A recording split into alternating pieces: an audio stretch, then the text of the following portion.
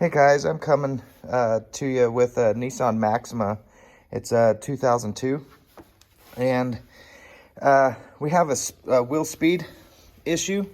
So a light, check engine light, and so it's this bad boy right here. It was cut. We tried fixing it, didn't work. So I just wanted to show real quick just how to replace it. And I've already replaced it. I already did it, but I'll just walk you through. Right in here is it's connected. Hopefully you can see. It doesn't look like you can. I don't have a light with me. But the connector is right here. And it goes down. And it just kind of goes right into the housing right here, down here.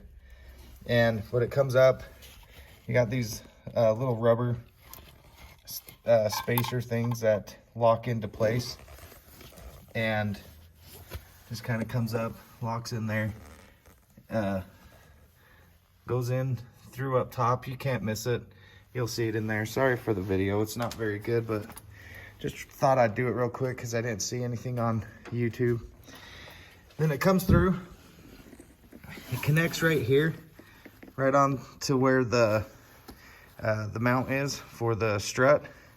So it connects right here on the passenger side, and it just goes through, connects. The reason why I wanted to show you a video real quick is because these connectors don't slide, and they're not perfect when you pull them out of the bag. So you have to slide these. And so what I did is put a little bit of oil inside to lube it up, or you could use soapy water.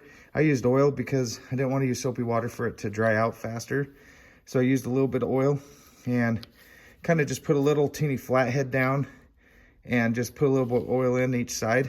And I was able to just move it to wherever I needed it to go, to give me plenty of slack to where it doesn't catch when you turn the wheel.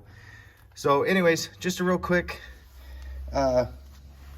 installation, and that should take care of your problem. Thanks.